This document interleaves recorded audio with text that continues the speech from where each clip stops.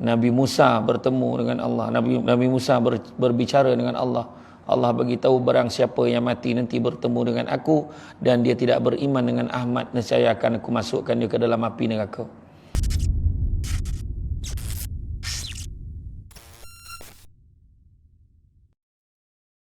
Assalamualaikum warahmatullahi wabarakatuh. Alhamdulillahillazi arsala rasulahu bil huda wa dinil haqqi liyuzhirahu ala dini kullihi walau karihal kafirun walau karihal musyrikun walau karihal muslimun. Subhanaka la ilma lana illa ma 'allamtana innaka antal alimul hakim. Rabbi shrah li sadri wa yassir li amri wahlul 'uqdatam min lisani yafqahu qawli. Alhamdulillah, syukur kepada Allah Subhanahu wa taala. Segala puji bagi Allah Tuhan sekalian alam. Salat dan salam ke atas junjungan besar Nabi Muhammad sallallahu alaihi wasallam. Terima kasih banyak diucapkan kepada tuan pengerusi acara, tuan pengerusi surah Al-Ihsaniyah, tuan imam barisan jawatan kuasa, seterusnya pemimpin-pemimpin tempatan di semua peringkat yang berkesempatan hadir, tuan-tuan dan puan-puan yang dirahmati Allah sekalian. Bersyukur kita kepada Allah Subhanahu wa taala kerana pada malam ini dengan limpah dan izinnya dapat kita bersama-sama, yang mana tak ada masalah dia, walaupun dah buat maulud itu buatlah banyak kali pun tak ada masalah. Kan satu-satunya manusia yang sangat hebat, kan? Yang sangat hebat dibicarakan sampailah ke hari ini. Daripada dulu sampai ke hari ini, dia bukan cerita daripada dulu, daripada sebelum kelahiran Nabi lagi dah disebut dah tentang nama dia, kehebatan dia. Nabi Musa bertemu dengan Allah. Nabi Musa berbicara dengan Allah. Allah bagi tahu barang siapa yang mati nanti bertemu dengan aku dan dia tidak beriman dengan Ahmad, nescaya akan aku masukkan dia ke dalam api neraka. Makna Nabi ni belum lahir dia dah sebut. Maka Nabi Musa pun tanya, Ahmad ni siapa? Maka Allah Ta'ala nak menggambarkan betapa hebatnya Ahmad ni sebenarnya Nabi kita lah. Ke atas langit disebut sebagai Ahmad, di dunia disebut sebagai Muhammad sallallahu alaihi wasallam. Di malam ni pun kita cerita lagi tentang Rasulullah ni kekasih Allah. Kan? Kalau kita tengok dalam peristiwa Isra' dan Mi'raj, waktu Nabi menghadap Allah Ta'ala, masa itulah Allah Ta'ala declare, wahai Muhammad, aku angkat kau sebagai kekasihku. Memang masa tu kan Nabi kita dalam kesedihan, diuji. Pada Isra' Mi'raj tu Nabi diuji, yang mana dua manusia yang paling Nabi sayang dicabut nyawanya, bapa saudara dia dan juga isterinya Siti Khadijah, kan. Jadi bukan senang, kan, bukan senang diambil nyawa dua orang. Itu tahun kesedihan pada Nabi lah. Dan Nabi pujuk dengan cara peristiwa Isra' dan Mi'raj. Nabi jemput dia naik kenderaan khas, kenderaan rasmi, tak ada yang lawan laju tu lah. Anda laju menaiki apa? Menaiki burak, kan. Menaiki burak, nak kata kuda kan kuda, atau burung kan burung, burak, kan, bersayap dia, yang mana kelajuannya lebih pantas daripada kelajuan cahaya. Dan macam saya tak dapat naik kenderaan tu dah. Tu sebab saya daripada Shah Alam tadi tak sampai balik rumah dah toisnya. Daripada Shah Alam tadi tahulah kereta dah banyak, kan. Tois sampai sini. Jadi tak apalah, alhamdulillah kita sampailah bermajlis pada malam ini, yang mana kita tengok semua nabi dan rasul, semua nabi dan rasul yang Allah utus ke muka bumi adalah kekasih Allah. Allah begitu mencintai mereka dan mereka begitu mencintai Allah. Dan di antara nabi dan rasul yang Allah cintai, Nabi Muhammad lah, ya, Nabi Muhammad SAW lah yang memiliki kedudukan yang paling tinggi di antara utusan-utusannya yang lain. Perkara ini dibuktikan dengan adanya selawat. Tidak ada satu perintah dari Allah yang Allah dan malaikatnya turun pula mengerjakannya. Surah Al-Ahzab ayat yang ke-56. Maka Allah memberi kedudukan yang lebih kepada baginda Nabi Muhammad SAW dibandingkan dengan Nabi dan Rasul yang lain. Salah satu contohnya adalah ketika saat baginda mengalami Isra' dan Mi'raj, Nabi Muhammad SAW ketika sampai ke Masjidil Aqsa, kan, daripada Masjidil Haram sampai ke Masjidil Aqsa, kan. Kalau kita baca surah Al-Isra' ayat yang pertama, kan, subhanallazi asra bi'abdihi lailan, kan, minal Masjidil Haram ilal Masjidil Aqsa, kan. Maha suci Allah yang memperjalankan hambanya, kan, memperjalankan hamba pada waktu malam. Pada waktu malam tu memperjalankan tu, maknanya bukannya asra biruhi, bi abdihi, bukannya memperjalankan rohnya, tak. Asra bi abdihi lailan, maka kita kena yakin memang batang tubuh Nabi yang diperjalankan malam itu. Daripada Masjidil Haram sampai ke Masjidil Aqsa. Bila sampai ke Masjidil Aqsa, saya ringkaskanlah ya. Saya tak payahlah cerita peristiwa Isra Mi'raj kan. Itu maknanya kena panggil lagi lah. Kan. Kena ceramah Isra Mi'raj pula macam tu kan. Jadi diperjalankan malam tu. Jadi bila sampai ke Masjidil Aqsa, apa berlaku? Nabi mengimamkan solat. Dalam ramai-ramai bukan apa tak Nabi Adam, kenapa tak Nabi Musa, tapi Nabi kita yang menjadi imamnya. Malahan disebabkan kelebihan-kelebihan Nabi kita, sampaikan Allah Ta'ala sebut ketika bertemu dengan Allah, kan naik satu tangga Mi'raj tu pula, Isra', yang inilah Mi'raj, naik ke atas, sampai ke atas bila bertemu dengan Allah. Apa yang dikhabar kat Allah Ta'ala? Allah Ta'ala khabar, aku angkat kau sebagai kekasihku. Lepas tu aku jadikan umatmu sebagai sebaik-baik umat. Tu yang terperanjat kita tu. Kita pun tanya, yo kau sebaik-baik umat. Kau tanya kita, parah ni. Kan? Macam mana jadi sebaik-baik umat? Dah elok jadi elok senapang, sibuk nak jadi perempuan. Macam mana kan? Tu cerita. Dah senapang lah. Dah lah tu, buat pula operation, buat live pula, tunjuk ke orang. Kan? Yang faham-faham lah, tak faham tanyalah senapang apa. Kan? Jadi makna kata, macam mana sebaik-baik umat bercakap ya, kan? Gaduh, berpecah kan? Tak payahlah sebut. Tengoklah kat sebelah Negeri Sembilan, kan berpecah tu. Kan? Saya tak sebut mana, saya sebut macam tu, sebelah Negeri Sembilan. Tak tahulah sebelah mana. Kan berpecah-pecah Islam, kan? Tengok dekat apa, di negara, bukan hanya tu, negara-negara Islam pun tidak bersepakat, kan? Jadi macam mana? Tapi itulah dia, Allah Ta'ala bagi sebaik-baik umat, dan aku berikan keutamaan pada umatmu ketika hari akhirat nanti. Nampak? Bagi pula keutamaan. Makna di padang mahsyar besok, umat Nabi Muhammad yang dapat keutamaan. Orang lain tengah tercari-cari mana nak pergi, kita dihisap dulu. Ditanya dulu. Hisap dulu belum tentu lapar. Cuma dapat giliran awal lah. Kan? Ambil dos awal, tapi mungkin pengsan. Kan? Terbalik mata, takut. Kan? Mungkin macam tu. Kan? Mana kita tahu. Jadi, begitu juga aku jadikan, apa disebutkan apa lagi? Aku berikan juga kepadamu Panji Liwa'ul Hamd. Yang mana Panji Liwa'ul Hamd ni, Nabi kita jadi pemegangnya, para Nabi dan para Rasul, Anbiya dan Mursalin, sekaliannya bernaung di bawah panji yang sama, tapi Nabi kita yang pegang.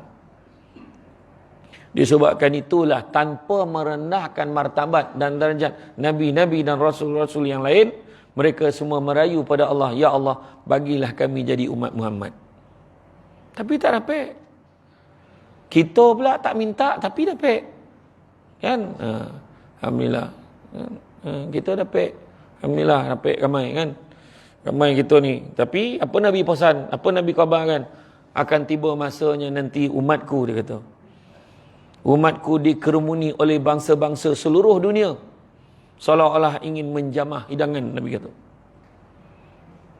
Semua keliling orang Islam, nak mengajarkan orang Islam macam tu lagi kan. Kemudian sahabat tanyalah, kenapa lah Rasulullah tak ramai ke orang Islam masa tu? Bahkan orang Islam cukup ramai sekali pada waktu itu, cuma mereka semua dilanda penyakit wahan.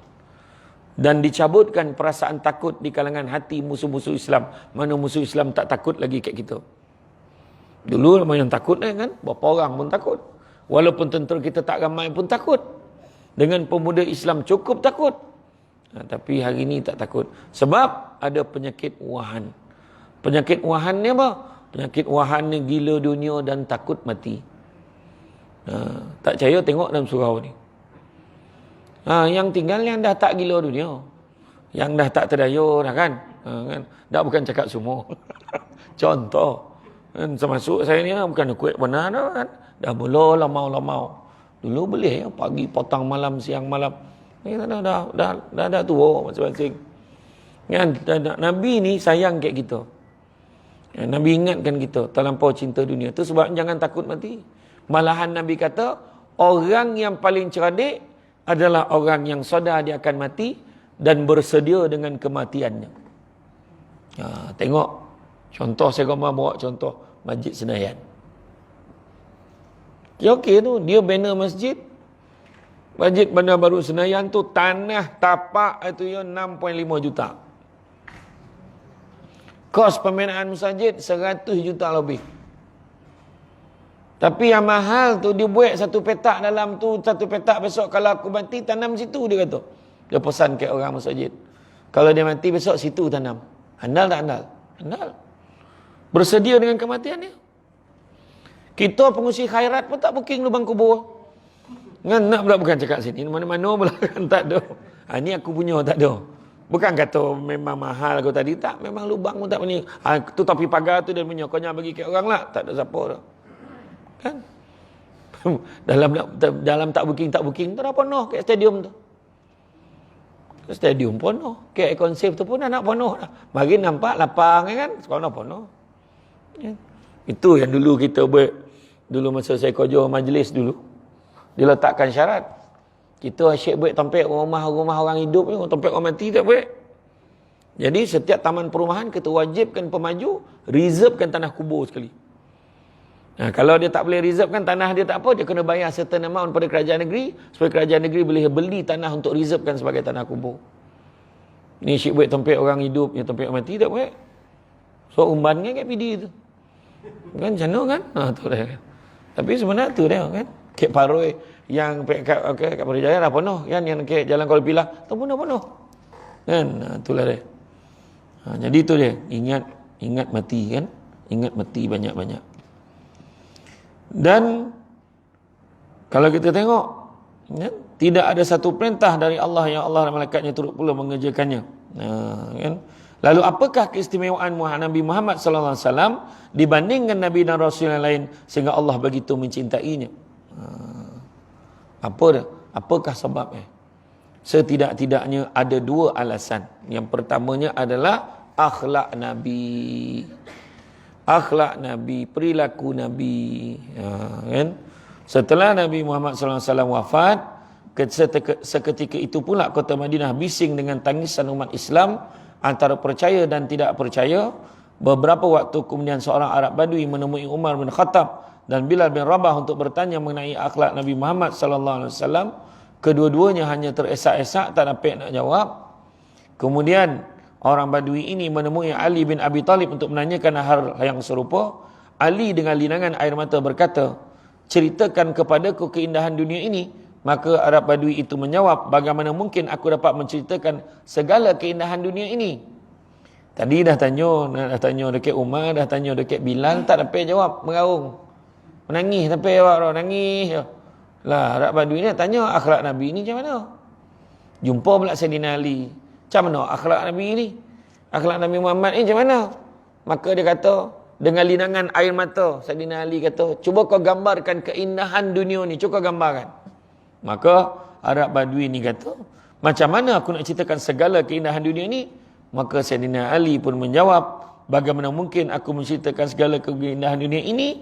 Maka engkau tak sanggup menceritakan keindahan dunia. Padahal Allah telah berfirman, bahawa sungguh dunia ini kecil dan hanya senegura belaka. Lalu bagaimana aku dapat melukiskan akhlak Nabi?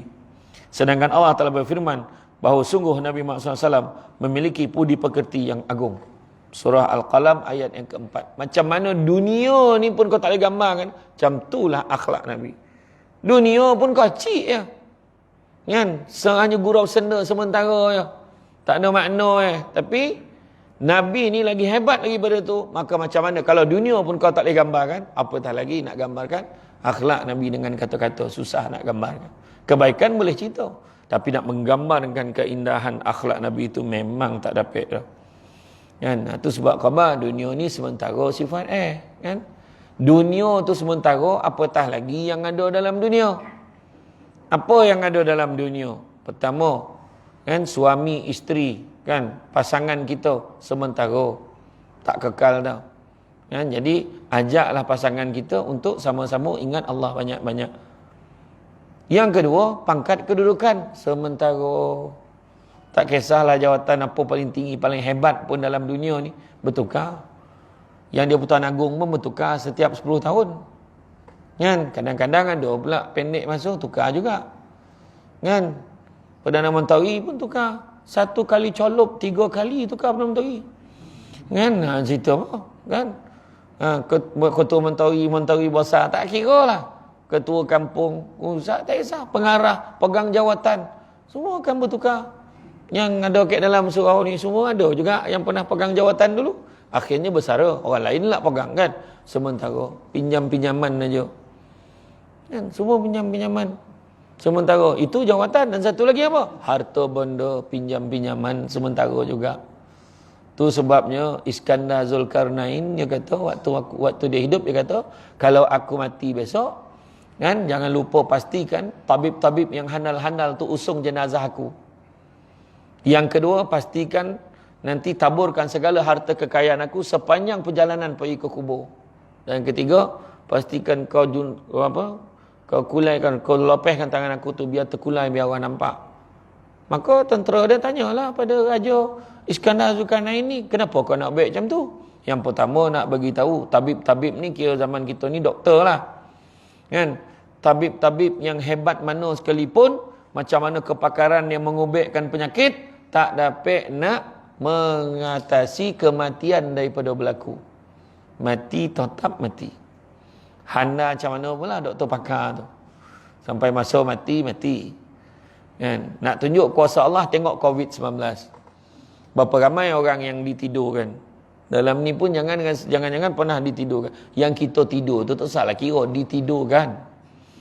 Itu lalap tu kira. Si baik jaga olik kan. Tapi ni ditidurkan sebab paras oksigen yang rendah. Kan? Takut dia berfikir makin risau, makin banyak oksigen dia pakai makin rendah. Jadi dia terpaksa ditidurkan untuk rehatkan dia. Berapa ramai yang tak bongkar, tapi ramai juga yang bongkar bangun balik.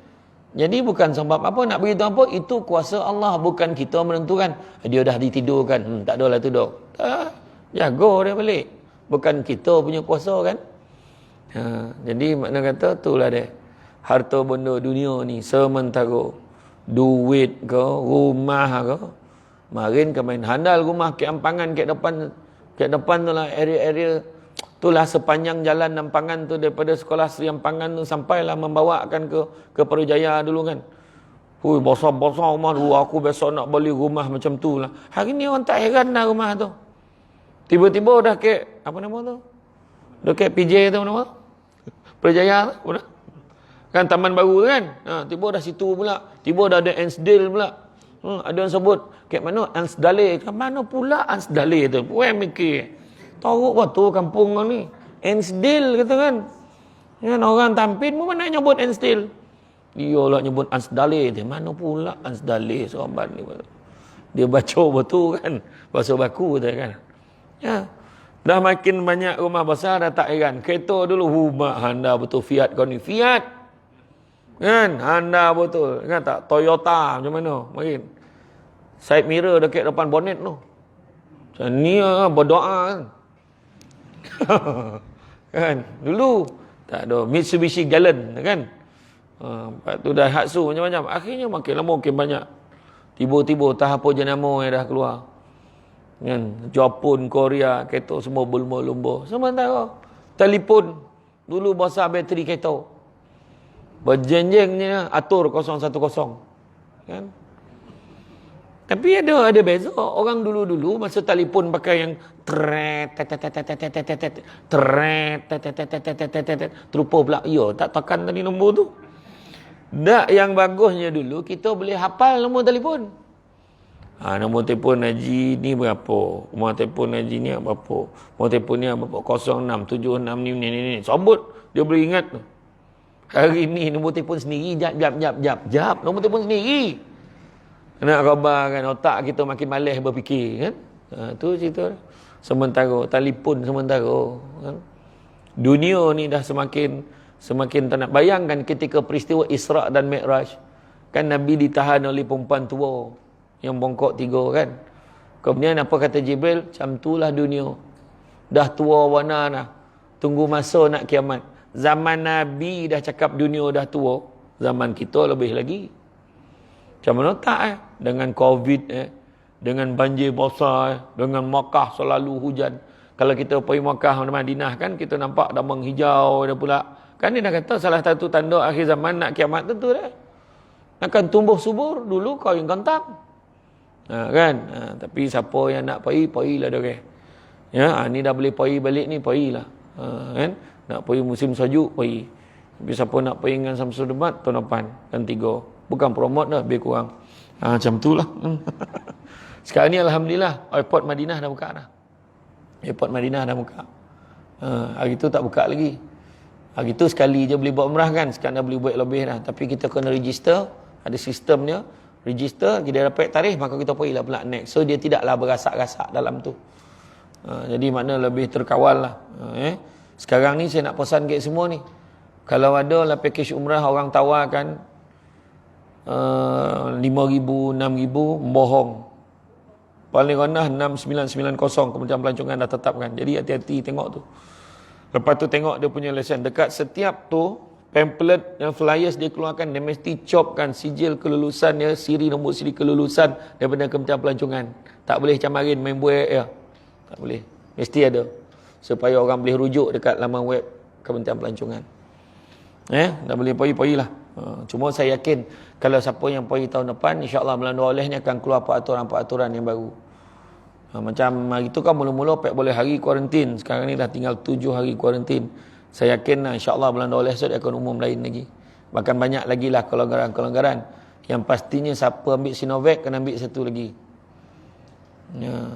Yang Pfizer cukup lah. Cuma kalau nak renew, nak tambah lah. Janganlah jobor nak saya ambil 5 lagi lah. Anda mana kau? Kau bongkak lah lengan kau kan? Macam tu jobor pula dia kan. Saya ambil 5 tak main lah tiba tu kan. Jadi makna kata itulah dia kan. Jadi kita boleh pergi-pergilah kan. Kalau kita tengok di Mekah, di Madinah pun dah banyak perubahan. Banyak perubahan. Jadi kalau boleh pergi-pergilah. Makin lama makin sikit. Macam ayah anda bonda yang pernah pergi dulu-dulu boleh mengaji depan Kaabah dulu kan. Lepas tu yang hari tu sebelum PKP tu pergi depan tu kena halau kan. Selampau ramai orang. Sekarang inilah dia. Ni boleh pergi-pergilah. Siapa hari tu yang dah rasalah kenapalah dulu aku tak pergi kan. Ni Allah bagi peluang kita nak pergi. Boleh kita jumpa Nabi gitu kan. Boleh kita menziarahi makam Nabi ya? Dan bila ditanya ke Arab Badui ini lantas menemui Sadatina Aisyah radhiyallahu anha, isteri Nabi SAW, Aisyah hanya menjawab, khuluquhu Al-Quran. Akhlaknya itu adalah Al-Quran. Seakan-akan Aisyah ingin mengatakan bahawa Nabi itu bagaikan Al-Quran yang bergerak. Badui ini tidak puas. Bagaimana mungkin dia segera menangkap akhlak Nabi kalau dia harus melihat ke dalam seluruh kandungan Al-Quran. Maka Aisyah akhirnya menyarankan Badui ini untuk membaca dan menyimak surah Al-Mu'minun ayat 1 hingga 11. Masing-masing sahabat memiliki kesan tersendiri dan pergaulannya dengan Nabi SAW. Kalau mereka diminta menjelaskan seluruh akhlak Nabi, linangan air matalah jawapannya. Kerana mereka akan terkenang akan Nabi Muhammad SAW. Memang baik sebaik-baik manusia, sebaik-baik akhlak. Kalau kita cakap baik, contohlah kan kita nampak ada orang budak tu, dia tolong makcik tu melintih jalan. Oi baik betul budak tu lah. Berkonan tengok, jangan risau, Nabi lagi baik daripada tu. Kita nampak orang tu baik, bagus betul orang tu tolong. Jangan risau, Nabi lagi baik. Sedekah banyak betul dia sedekah, jangan risau, Nabi lagi banyak sedekah. Makna tak ada apa pun, memang Nabi mendahului segala-galanya kan. Itulah dia. Kan hebatnya Nabi ni kan. Nabi ni bayangkanlah Nabi semua tertib cara Nabi. Kalau Nabi duduk kan ada pernah sekali Nabi Arab Badui masuk dalam Masjid Nabawi itu, dia duduk, dia terkoncing, dia tololap dan terkoncing. Kemudian sahabat nak marah dia, Nabi kata jangan. Nabi kata jangan kau biarkan. Nabi kata cakap kenapa biarkan pula kan. Semua sahabat heran, biarkan. Kemudian Nabi tauhihkan. Lepas tu tak lama lebih tu, bila dah sudah Arab Badui tu dah tersadar, dia pun dah selesai koncing kan, dia pun bangun, dia tinggalkan masjid tu. Enggak ada pun perasan dia terkoncing. Jadi Nabi pesan, sekarang kau bersihkanlah tompok koncing itu. Sahabat tanya, kenapa tadi kau tak bagi aku tagur dia? Jangan, tadi dia tengah sadap mana terkoncing. Kau tagur dia terperanjat mengirai satu masjid ni kan, lagi banyak. Nampak tak? Tengok hikmah Nabi. Nabi cerdik. Dalam Nabi bergurau, tengok Nabi macam mana. Sahabat-sahabat waktu makan dengan Nabi kan, dia bergurau dengan Nabi tu macam mana. Dia makan buah tamar, biji itu dia letak dalam pinggan Nabi. Macam pangai kita makan sate. Kita dengan kawan kita dah makan sate, Didi tu saja letak dalam pinggan kawan kita. Kononnya dia makan banyak. Kan? Rupa zaman Nabi dulu dah ada dah. Sahabat-sahabat bergurau dengan Nabi, dia makan buah tamar, biji tu letak dalam pinggan Nabi. Semua letak dalam pinggan Nabi. Nabi nampak Nabi buat tak reti, Nabi makan macam besok. Yang sahabat tegur, ya Rasulullah, banyak kau makan Rasulullah. Penuh biji buah tamar kat pinggan kau ni. Rasulullah cakap, Alhamdulillah. Tapi korang lagi handal dengan biji-biji kau tolan. Sebab pinggannya tak ada apa. Kan, legend nampak. Tapi Nabi bergurau tak? Nabi tak ada kasar-kasar tau. Nampak tak? Sahabat tengah duduk, bercerita seorang sahabat tengah beria, cerita dengan sahabat-sahabat. Bercerita beria dah. Tanpa sadar dia himpit kaki Nabi. Tengah sana cerita. Tapi duduk selo tu, dia himpit kaki Nabi. Tapi Nabi tak ada sound tau. Kau nak cerita-cerita, kau himpit kaki dia. Ni apa hal? Tak ada. Kan? Tak. Nabi biarkan sebab Nabi tak nak ganggu, merencatkan keseronokan dia tengah kegairahan dia bercerita tu, Nabi tak nak potong, Nabi biar. Tu sebab kita kalau nampak orang tengah bercakap, jangan potong cakap orang tu. Orang tu tengah beria cakap kan, jangan potong. Adab kita biar sampai habis. 2 hari lepas tu baru selesai.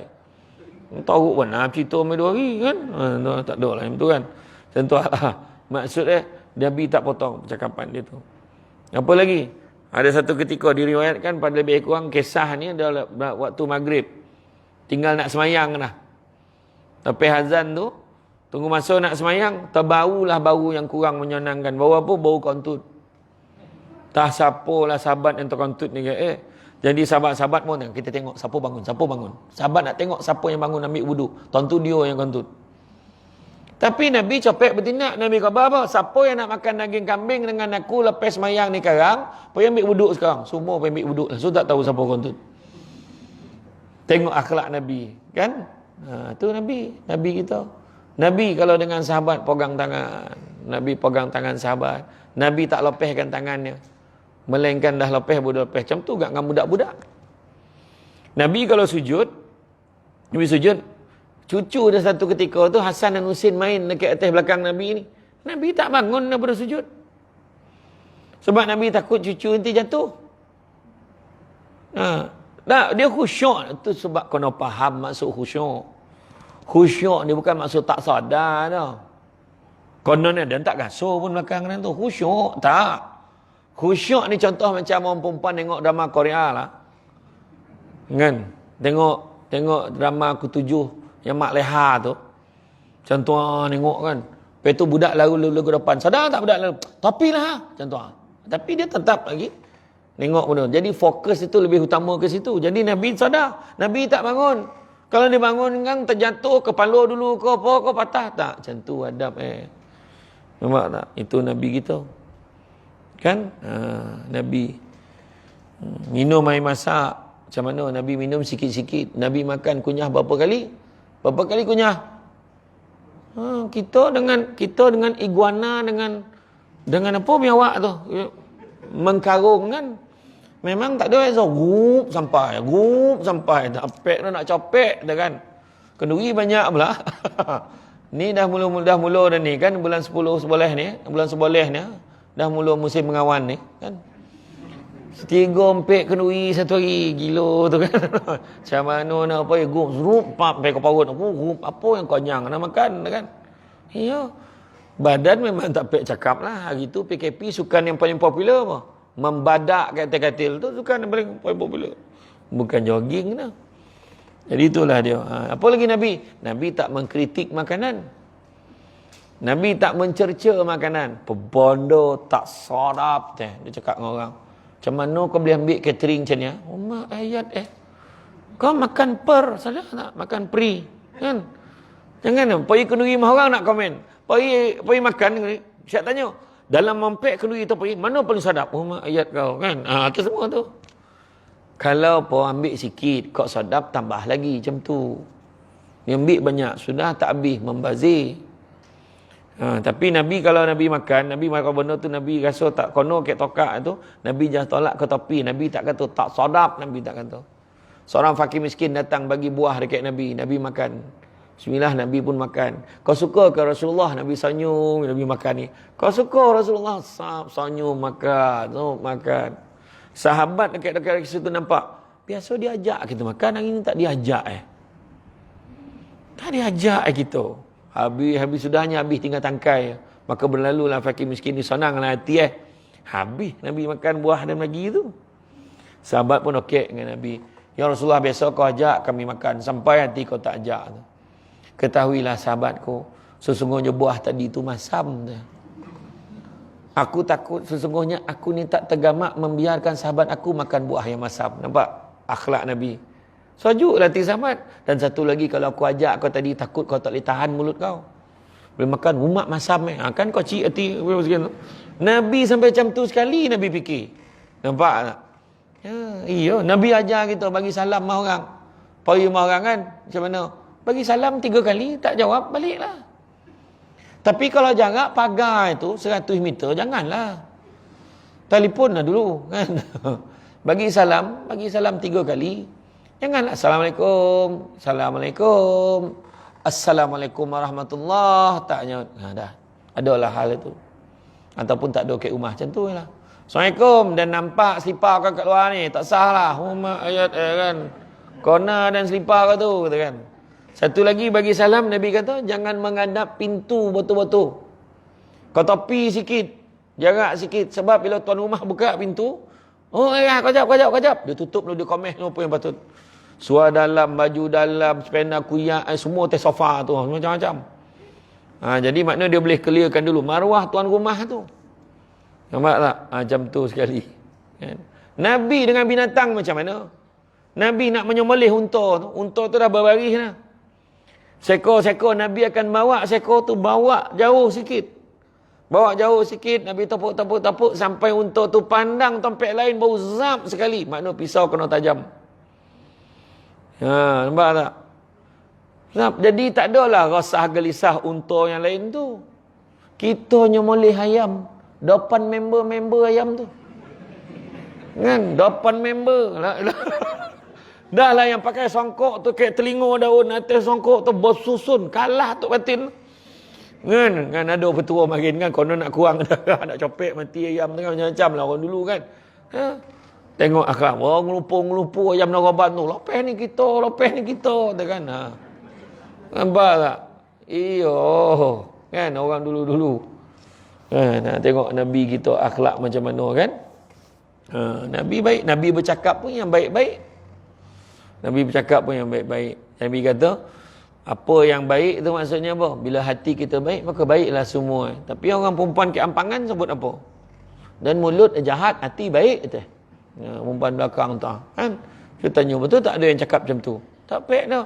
Dia kalau hati baik, mulut pun kena baik. Dengan lelaki, dengan orang lain elok dengan lelaki mulut nak makan apa? Kata, la ilaha illallah. Cuba cakap, abang nak air. Pergi kat kolah tu. Kat kolah tu ambil air. Kawan abang nak minum kan, nak mandi dah lah. Cubalah elok-elok cakap kan. Aduh, kasar betul. Cuba kita ni berlemah lembut. Abang nak makan apa? Sebab orang perempuan senang masuk syurga, lemah lembut dengan suami. Menurut kajian di Malaysia ni, lelaki mati dulu. Bayangkan kan, kita baik-baik dia mati kan, senang elok tu. Kenangan yang baik-baik dia bawa balik kan, dia bawa ke mati kan. Ini dijorit lagi, kita tengah makan cokik sudu langsung mati. Ya. Duduk flat, abang tergagak nak makan bubur. Bubur. Pergi boleh ke bawah ke persampangan dah. Turun. Sedih hati, sabak ambil hati. Bolehlah kat cik sanah bawah tu, kat gerai tu. Naik lift, tersapit kepala kat lift tu, langsung mati. Lepas tu malam tu pandai nak melulung. Sedih mana imam. Imam tanya apa kena kat. Tak sampai buat bubur. Memang tak sampai apa, memang kau tak nak buat. Kan? Yang jadi mangsa makmum surau ahli saniahnya. 3 malam kenduri bubur. Sampai tanya nak ke imam, "Mam, malam ni bubur juga?" Macam tu lah nampak Dia teringat kat arwah ni. Laki kau makin betul bagi bubur, kau tak bagi. Kan? Aduh, hetah lah kan. Jadi Nabi ni cakap pun yang baik-baik. Nabi panggil isteri Nabi macam mana? Ya Humairah. Wahai pipi kemerah-merahan. Klik kan buat. Wahai pipi, abang dah tak perasan Mona dah, mata tak apa nampak kau pipi kau macam mana kan? Kan? Nabi ni memang berlemah lembut dengan isteri Nabi. Dan kemudian yang keduanya, Nabi Muhammad SAW adalah, kenapa kepada Nabi paling disayangi selain pada akhlak? Sebab Nabi adalah merupakan Nabi yang terakhir. Dalam Sahih Al-Bukhari diriwayatkan bahawa Nabi SAW bersabda, perumpamaanku dan para Nabi sebelumku seperti seseorang yang membangunkan sesuatu rumah, lalu dia memperbaikinya dan memperindah,kannya kecuali ada satu labinah. Labinah tu satu lubang, tempat macam kita susun batu bata tu, ada satu ruang lagi tak komplit, yang tak penuh. Satu ruang batu tu nak masukkan satu je lagi, yang belum diselesaikan, yang berada di dinding di samping rumah tersebut. Lalu manusia mengelilinginya dan mereka terkagum-kagum sambil berkata, andainya ada orang yang meletakkan kat tempat ni, tentu cantik. Mana tunggulah satu ni, kalau ada ni lagi cantik, dia kata. Dan Nabi kata, akulah labinah itu dan aku adalah penutup para Nabi. Memang tak ada lagi dah. Kau tiba-tiba lah ada yang mengaku Nabi orang Melayu ke Ampangan kan. Sengkelat yang bela tu kan. Jadi Nabi kita adalah kekasih Allah dalam keadaan dan kedudukan seperti apapun, menjadi contoh tertinggi daripada sekalian manusia, terbaik daripada segala manusia. Bayangkan Faizal Tahir penyanyi tu, dia pergi ke Australia, dia dapat Islam kan seorang saudara baru ni. Kebanyakannya saudara baru ni masuk Islam sebab apa? Tertarik dan jatuh cinta kepada Nabi Muhammad sallallahu alaihi wasallam. Dia tengok akhlak Nabi, bila dengar cerita. Ingat tak perempuan buta yang kutuk Nabi hari-hari tu kan?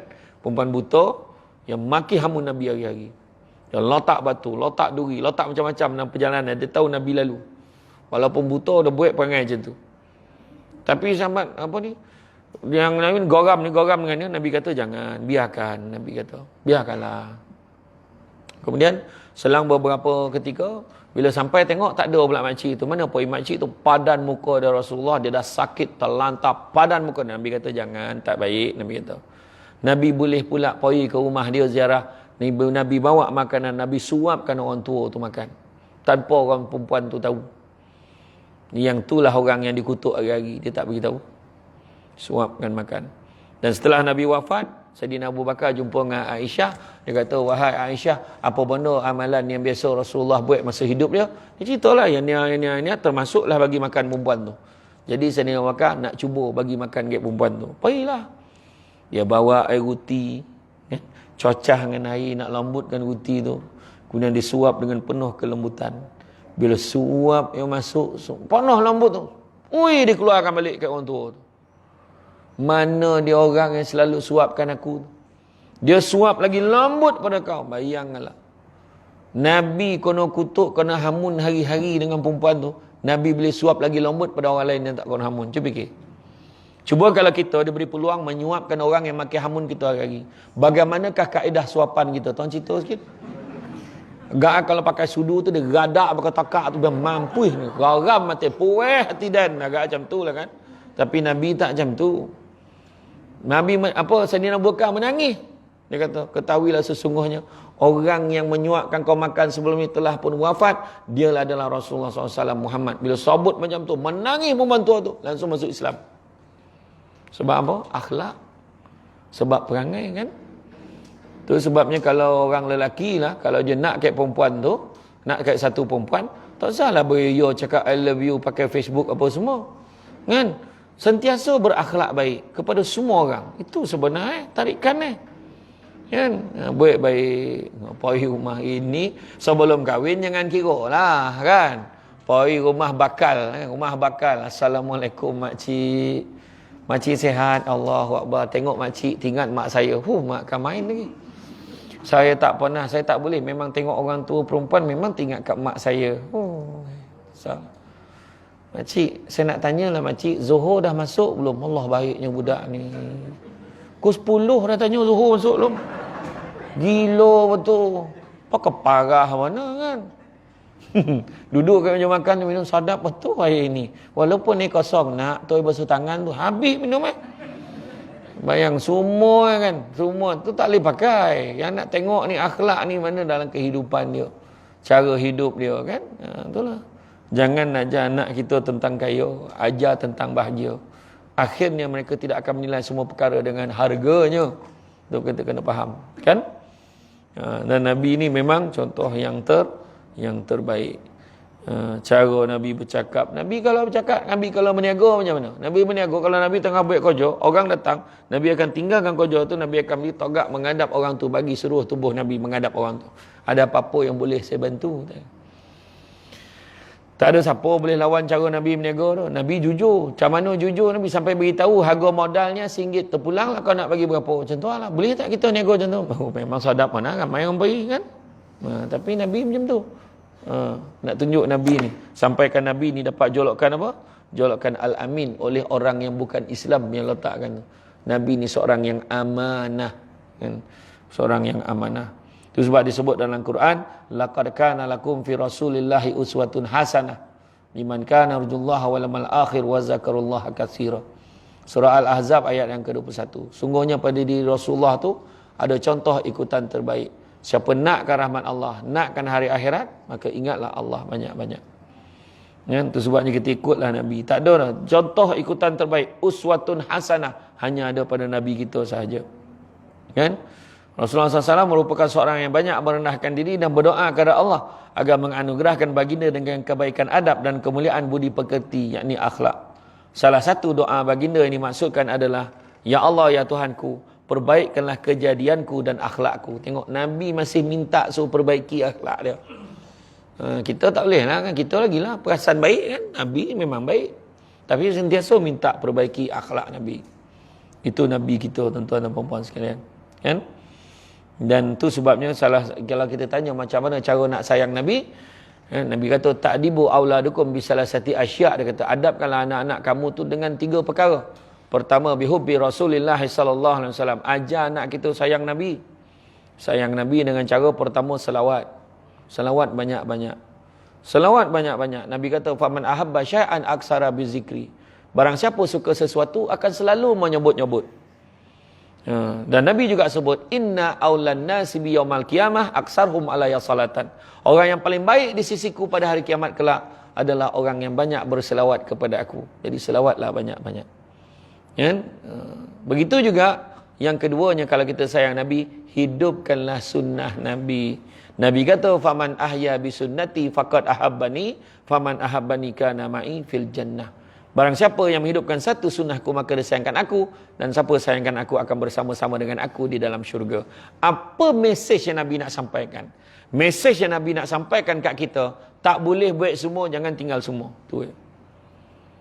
Contoh makan buah kurma, paling senang sekali. Tapi jujurnya, buah kurma nak jumpa bila? Tengok ijma' ulama' semua sampai dapat. Puasa je kan. Memang macam mana? 2 makanan kalau kita nak ikut sunnah yang kena ada kat rumah orang Islam ni, 2 makanan sunnah yang kena ada. Yang pertamanya buah kurma, yang keduanya madu. Faham orang perempuan?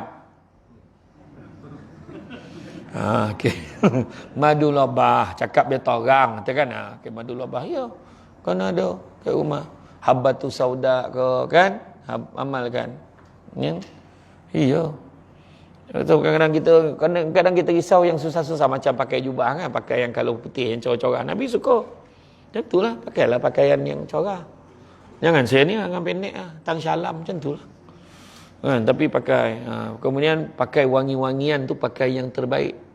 Macam kita maksud terbaik tu ialah tak adalah yang paling mahal dalam dunia. Tu kau mampu buatlah. Tapi kita okey tak bau ni? Cuka bau okey tak?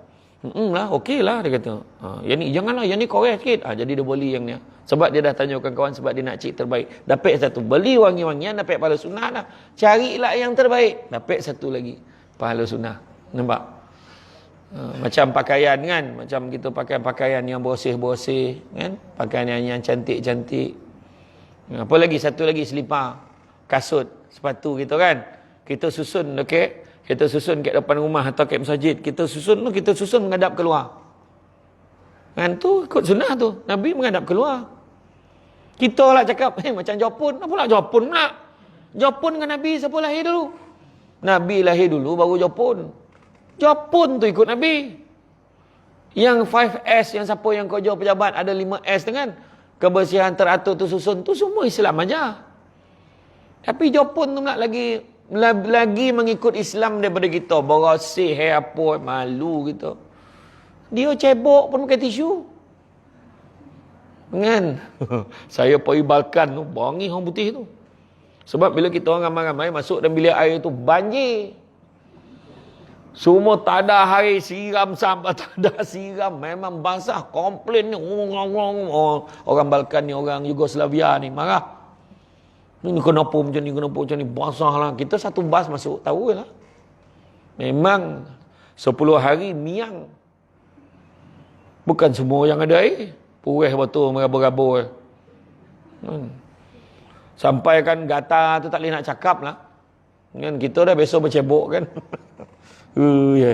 Tapi itulah dek. Kan, elok lagi lah. Hujan omeh kat negeri orang. Kan? Hujan batu negeri sendiri. Elok mana? Hujan omeh. Dah. Cakap lah kan. Cerita kan. Yalah, memanglah. Tapi makna hujan batu negeri sendiri tu sebab apa? Lagi sonang. Rindu makan sak lemak cili api kan. Ayo, nak balik Seremban.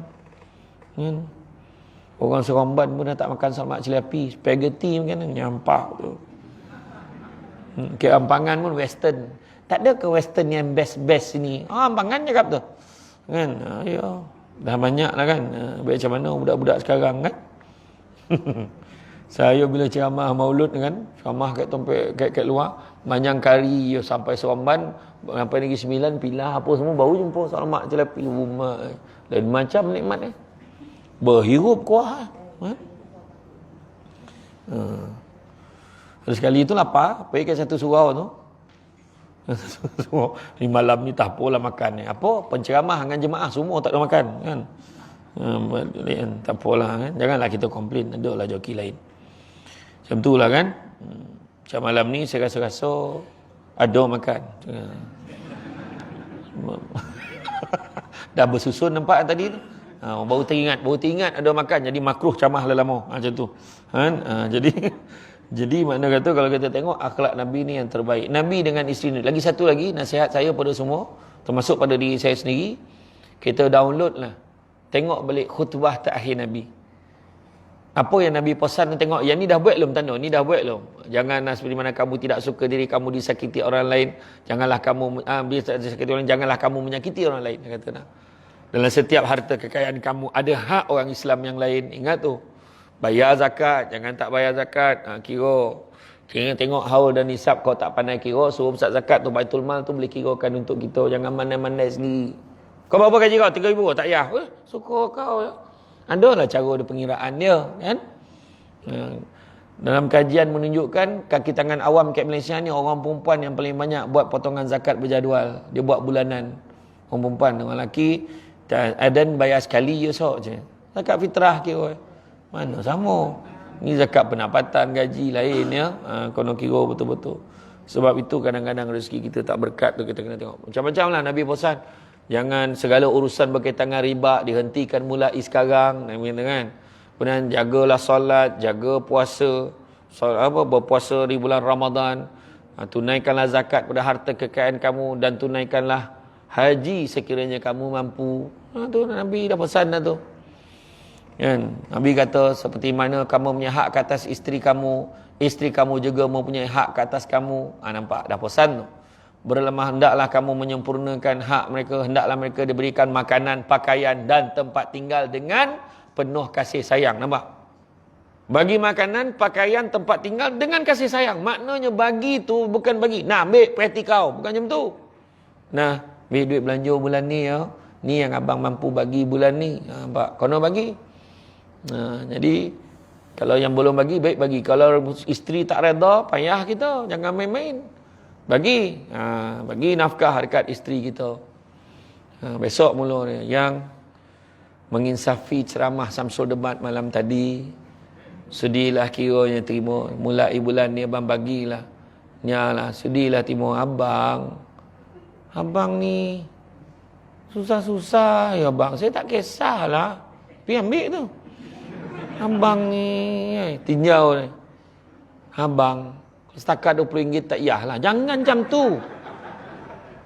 Suami kalau mampu bagi macam tu, alhamdulillah bang, RM20 dapat saya mulakan hidup baru. Kau sindir kau bang kan? Terima kasih bang. Cakap bang, abang ni bagi ni RM20 ni, abang ada tak duit minyak? Abang ada tak? Biar abang cakap betul-betul. Tak apalah, doakan abang murah rezeki. Abang dapat banyak sok, abang bagi lagi. InsyaAllah bang, tak apa nak putus, doakan abang. Macam tu lah. Kalau suami bagi kan, contoh, sudilah terima ni, tak adalah banyak bona, RM2,000 macam. Suka tak perempuan? Suka tak? Usah mata duitan ni. Kita test tadi ni. Dia punya suka tu macam dah dapat kan? Macam tu lah. Sudilah yang ni terima. Tapi kalau isteri nak tolak, boleh tak? Boleh, tak apa bang. Tak apa bang. Abang jangan risau. Saya pun ada gaji saya sendiri. Tak apa, abang simpanlah RM2,000 ni. Saya tak nak duit abang. Saya pandailah saya cari sendiri. Abang simpan tau untuk keluarga kita. Jadi orang lelaki jangan risau. Itu tak akan berlaku. Kalau kau hulu memang disapu, memang tak ada mana dah tolak dah. RM2,000 gila. Kan? Aduh, hai kan? Iyo. Tapi bagilah, bagi jangan tak bagi. Dan begitu juga Nabi kata, berlemah lembutlah terhadap isteri kamu, kerana sesungguhnya isteri kamu adalah pembantu dan teman yang setia. Jangan kasar-kasar dengan isteri. Kadang-kadang menjorit marah isteri. Saya tengok kat pasar Hampangan lah. Saya bukan kata orang Hampangan, itu contoh Hampangannya tak. Memang saya selalu pergi, kalau lepas kuliah Taman Purba tu kan, memang saya pergi sana cari sarapan kau. Mana ada lambat pernah. La ilah Allah, depan orang. Jangan jatuhkan maruah isteri kita. Cakap elok-elok. Kan? Orang perempuan pun sama. Cakap elok-elok dengan suami, kadang cakap lembut, maksud kasar. Dah. Abang pergi mana tadi bang? Abang pergi Seremban ni. Ya kau abang naik kereta mana? Kereta tu lah. Oh ya kau. Abang jangan lupa tau, kereta tu nama siapa? Mak bukan lain macam mayat kau kan. Janganlah macam tu kan. Cakaplah elok-elok. Kan? Nabi kata berlemah lembut. Kan? Kasih sayang, manja-manja. Nabi dengan isteri Nabi macam mana? Nabi main koja-koja dalam rumah. Balik kan buat? Dalam rumah tau, jangan kat luar, nanti jiran nampak. Apalah kono imam tu kan, kan cakap contoh lah kan. Koja-koja dalam rumah. Ini dah tua-tua, anak-anakmu dah besar, masa ni lah nak bergurau. Sebentar main nyuruk. La ilah. Seminggu tak jumpa. Pergi dia balik polis. Haki saya dah seminggu tak balik main nyuruk tu, langsung tak jumpa dah tuan. Datang polis siasat tengok. Rupa dah koreh dalam hari tu. Dia menyuruk dalam hari dah sosak lah napeh langsung koreh dalam tu. Ya beginilah, tak jumpa, tak masuk lah bilik tu. Aduh. Apa lagi? Nabi dengan isteri Nabi tu, lagi tu Nabi kalau minum tu Nabi akan, ni tadi kau minum kat sini kan, aku pun minum kat sini. Dia ikut dekat bekas bibir isteri dia. Kadang lelaki tak nak buat bukan apa dah. Bau umat bau ongap kau kan. Ongap itu bau, la ilaha illallah. Macam-macam potai joring dah ditolan Nabi. Bau kan. Ya tu yang kadang-kadang tu. Apa lagi? Nabi tadah lutut Nabi tu jadi tangga. Untuk isteri dia naik kenderaan, naik unta, naik kuda. Kita kalau nak buat tu, kaji dulu kilogram bini kita berapa. Jangan main tadah, ya Allah, apa yang kau makan ni timah. Yang hantar timah yang kono. Bukan nama sebenar. Kan? Apa lagi? Nabi dan isteri Nabi mandi bersama dalam bekas yang sama. Susahnya. Saya ceramah kat Johor, menyaut perempuan tu. Tak muat besen lah. Besen paling besar yang dia ada kan. Apa dah, dalam bilik air tu pun, dalam shower tu pun boleh kan. Tak teraya tengok tutup lampu, mandi malam agak-agak je. Mana pula ni tadi ada. Bang. Buka lampu dah terbaring pun tu terperanyat kan. Tak biasa, tak apa. Makna Nabi ni mesra dengan isteri Nabi. Nabi bergurau sana. Masa dekat dalam bekas air tu, masa mandi bersama tu, isteri isteri Nabi siramkan air kat Nabi, Nabi siramkan pada isteri Nabi. Kemudian isteri Nabi siram lagi, Nabi kata cukup wahai isteriku, habis air ni nanti. Gitu. Kan memanglah tak tegak mak buat lah kan. Nak pula agak-agak lah start kata kan. Tak ada masalah dah kan. bergurau senda, makin lama makin mesra. Pagi lepas kuliah subuh hujung minggu tu, jom kita nak minum kek mana. Makan nasi lemak, buah kelapa bersilang straw. Oh macam tu lah. Makin lama makin mesra, bergurau sono. Dah dia telefon, panggil adik-beradik mau balik. Pahala, mak kau mengandung ni mak kan. Tu joki lah tu kan. Mana tahu. Jadi kalau kita tengok akhlak Rasulullah lagi apa? Baginda pernah menjahit sendiri pakaiannya yang koyak tanpa menyuruh isterinya. Baginda adalah yang ringan tangan, tak segan-segan membantu pekerjaan isteri dia. Sebenarnya orang perempuan kena ingat, kerja kat rumah tu semua kerja lelaki. Tetapi orang perempuan dapat pahala banyak sebab kebanyakannya orang perempuan tolong buat kan. Jadi lelaki kena hargai. Orang lelaki kena hargai. Terima kasihlah awak tolong buat kerja-kerja kat rumah ni. Macam tu. Kan macam kisah, macam ada isu ni kan, orang tanya isteri dia, mak dia sakit. Mak sakit ni, kalau mak kepada suami sakit atau mak isteri sakit ni jadi isu ni. Bila mak mentua, mak isteri sakit, maka suami tidak boleh melarang isterinya untuk jaga mak dia. Tapi kalau dia, kau jangan jaga mak kau jaga, kau dah hakor dengan aku. Maka kalau isteri tu patuh, isteri dapat pahala, suami berdosa. Ingat ya? Saya kena faham ni betul-betul. Dan kemudian kalau mak suami tak sihat, suami tak boleh paksa isteri jaga mak dia. Tapi dalam banyak keadaan isteri nak jaga, kalau boleh hargai, kalau dapat bagi upah lagi bagus. Makasih lah ni ambil lah. Tak apalah bang, saya ikhlas. Mak abang mak saya juga. Tu pun susah nak jumpa. Tak menolak duit tu lah. Tapi yang jaga mak tu, insyaAllah. Tapi betul, hargai isteri kita yang tolong bantu. Ini memang dari segi adab ya kan. Nabi memang tak pernah susahkan. Macam suami nak semayang, bawa. Bang, apa dia? Ni abang nak angkit ni, nak sidai kain tengah panis ni. Yalah.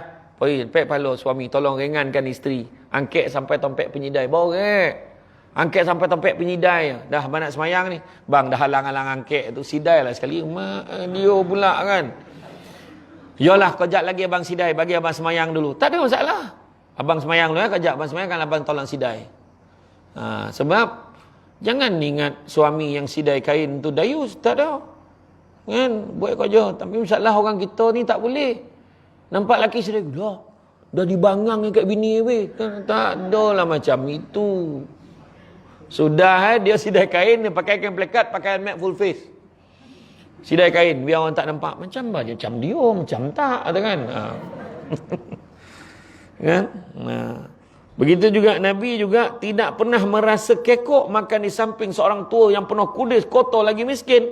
Dia boleh duduk sebelah orang tu makan sama-sama. Tu Nabi. Dia tak ada lah. Tak ada. Tu bukan Nabi. Macam mana baginda ditarik kain Najran tu, kain diperbuat daripada benang Najran yang kasar tu, zat bertandur ni merah kalau yang Nabi. Nabi tak marah. Kau apa hal kau ni baik? Tak. Nabi kata ambil lah kain ni. Nabi bagi kat dia. Itu Nabi kita. Kan? Nabi ni berhati-hati dalam 4 perkara. Apa dia? Pertama, baginda suka buat yang baik-baik dan melaksanakannya untuk kepentingan umat dan hal ehwal mereka yang berkaitan dengan dunia maupun akhirat agar dapat dicontohi oleh orang lain.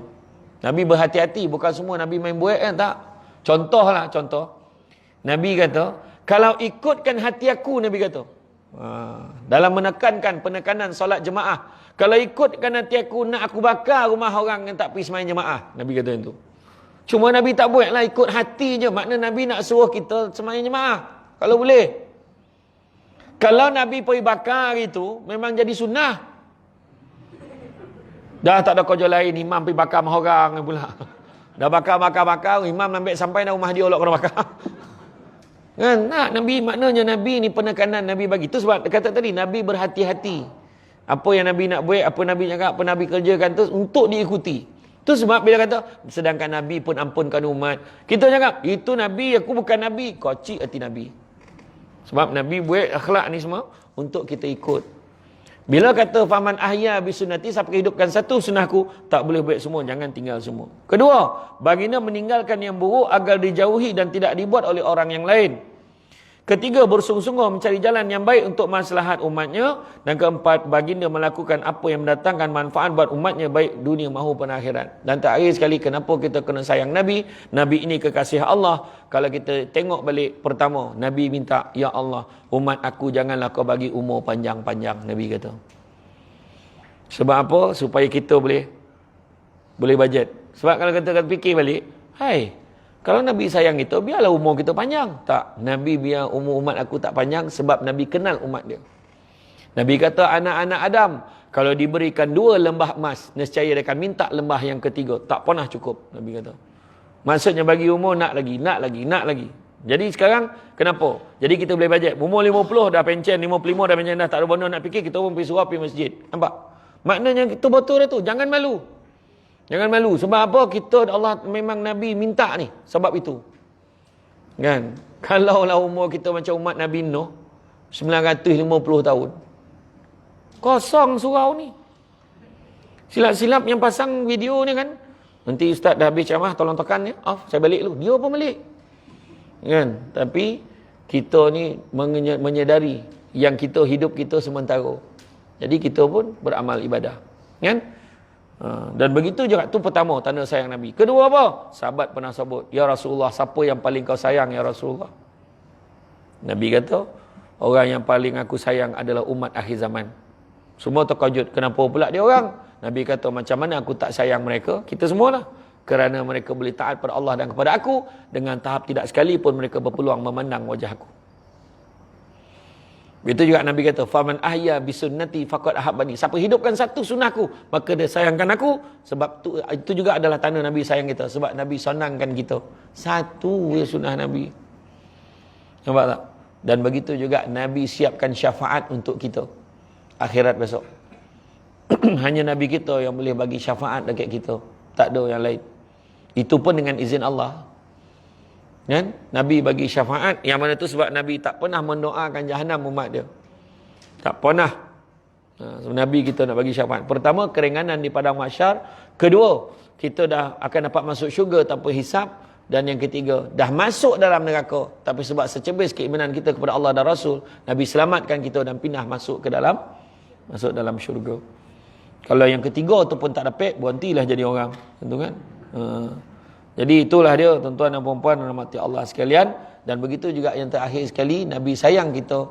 Sebab kita tengok ketika saat-saat akhir Nabi sangat bersedih hati, Nabi risau, dan Nabi masih lagi di saat akhir umur dia tanya, apakah berita boleh menggembirakan dia? Ringkas cerita, Jibril kata, wahai Muhammad, diharamkan syurga itu untuk orang lain, melainkan umat mudah masuk ke dalamnya. Barulah umat lain boleh masuk ke dalamnya. Barulah Nabi itu senyum. Saat itu Nabi masih sayangkan kita dan ingatkan kita. Dan ketika saat Nabi sakaratul maut, dicabutkan nyawa Nabi, pada ketika itulah Nabi mengerang kesakitan dan Nabi kata, ya Allah, macam manalah umat aku nak tanggung sakit macam ni, ya Allah. Bayangkanlah. Dan pada ketika itulah Nabi kata, Nabi berdoa, ya Allah, berikanlah semua kesakitan umatku tu, bagilah ke aku biar aku tanggung, ya Allah. Jangan kau biarkan umat aku sakit macam ni, ya Allah. Bayangkan tu. Macam itulah sayang Nabi. Jadi tak patut bona kita tak sayang Nabi. Tu sebab Nabi kata, la yu'minu ahadukum, tak beriman salah seorang yang antara kamu selagi mana kamu tidak mengasihi aku melebihi kamu mengasihi kedua ibu bapa, anak-anak dan manusia selainnya. Jadi sayanglah kita kepada Nabi, dan Nabi adalah orang yang terbaik. Dan begitu juga ada satu pandangan ulama terdahulu menyatakan, barang siapa yang mengaku umat Nabi Muhammad sallallahu alaihi wasallam hendaklah berakhlak seperti baginda Nabi sallallahu alaihi wasallam. Jadi Muhammad ini kekasih Allah, alangkah ruginya kita kalau kita tak mendapat syafaat daripada Nabi. Jadi tuan-tuan dan puan-puan rahmati Allah sekalian, cukup setakat itu. Saya ucapkan terima kasih banyak di atas kesudian mengundang saya pada hari ini. InsyaAllah kita jumpa lagi di lain kesempatan.